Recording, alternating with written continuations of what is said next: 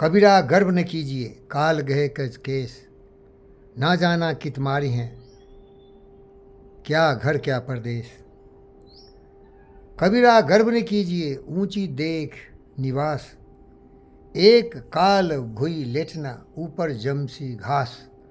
प्यारे दोस्तों, देखो क्या होता है। एक परिवार की कल्पना करो, माता पिता हैं, बाल बच्चे हैं, वो सभी जिंदे हैं, तो एक दूसरे से वो बातचीत कर सकते हैं, उठ बैठ सकते हैं, खाना खाते हैं, चाय पानी पीते हैं, साथ साथ परिवार के विकास के लिए, प्रगति के लिए सहयोग की भावना से काम करते हैं। वहाँ प्रेम है, करुणा है, सहानुभूति है, सहयोग है, तो वो परिवार कितना कमाल का होता है। पति पत्नी है, एक दूसरे को अर्धांगिनी मानते हैं, इसलिए दोनों मिलके ही पूर्ण होते हैं। अर्धनारीश्वर तो हम शिव हम शंभू को भी कहते हैं। लेकिन देखोगे घर में सबसे पहले क्या होता है, अगर महिलाओं को स्वतंत्र कर दिया जाए, उनको भी पूरी ताकत से बड़े बड़े पदों पर पहुंचा दिया जाए, तो इमरजेंसी लगा देगी ना, सब में इमरजेंसी लगा देगी। लड़ाई झगड़े, मार काट, लात वात, भ्रष्टाचार, दुराचार, कुल्टाचार सब करने लगे। फिर क्या है परिवार, बोलो। तो ऐसा काम क्यों करते हो भाई? उसको पहले तो ज्ञान देना चाहिए, भावना होनी चाहिए एकता अखंडता में। परिवार की समृद्धि, समाज की बंधन तो एकता में है। अगर हर परिवार महान होगा तो राष्ट्र महान होगा, देश महान होगा। तो भावना की आवश्यकता है। इसीलिए हम कबीर और जितने भी ज्ञानी महापुरुष हैं उनसे सीखें और सबको सिखाते हैं। भावना पैदा करो, अनुभूति करो। कोई भी गलती होती है किसी से तो दूसरे के दिल पर क्या होता है, दूसरे के दिल में जख्म कितना होता है। अब मेरे पास बहुत सारे जीव जंतु हैं। ये देखिए जंगल का वातावरण है। ये नानी सिटी है बीबी नगर तेलंगाना का, भारत माता की एक सबसे बेहतरीन खूबसूरत प्रकृति से संपन्न ये तेलंगाना भारत माता का एक राज्य है।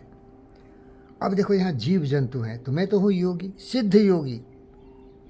भावना, सर्वे भवन्तु सुखिनः सर्वे सन्तु निरामया सर्वभद्राणि पश्यन्तु माँ कश्चित् दुःखभाग्। सभी हमारी भावना है। उनके दुख सुख को मैं पढ़ लेता हूँ। खास कर जब हम कुत्ते को देखते हैं तो उससे बड़ा बदनसीब कोई जंतु मुझे दिखता नहीं है। ये भेड़ बकरी गाय बैल भैंस, ये नालायक कमीने कुत्ते इंसान तो मार के खा जाते हैं, हलाल काट काट के खाते हैं भाई। जानवरों को खाता है ये नालायक, ये खाता है जानवरों को मार मार के। इन बेशर्मों की तो बात छोड़ दो, तो कम से कम मार देता है ना, उसको कुछ तरपा के मारता है लेकिन मर तो जाता है। लेकिन ये कुत्ता को लगभग शायद चोरी चोरी से होटल में मीट बन बेचता होगा। तो ये कुत्तों को देखोगे तो भूखे प्यासे, हड्डी गुड्डी निकला हुआ लक लक, तो हम उनकी अनुभूति करते हैं। क्या गुजर रहा होगा उस पर, क्या गुजर रहा होगा उस पर। हम सोचते हैं क्योंकि हम तो है योगी, हमें बुद्ध, हमें शुद्ध, हमें विवेक। तो दूसरों की भलाई और तभी करोगे जब भावना होगी, फीलिंग्स होगी।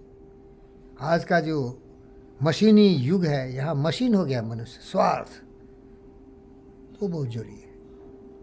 हर व्यक्ति के बारे में सोचो कि इस व्यक्ति में क्या तकलीफ है, उसके तकलीफ में दुख में सहयोग करने के लिए उसके दुख दर्द को मिटाने की कोशिश करना चाहिए। ये ज्ञान सबसे बड़ी जरूरी है। अब मेरे पास बहुत कुत्ते हैं भाई। कभी कभी कुत्ते बीमार होते हैं और कभी कभी उनका अंत हो जाता है, जीवन मृत्यु के गाल में समा जाती है।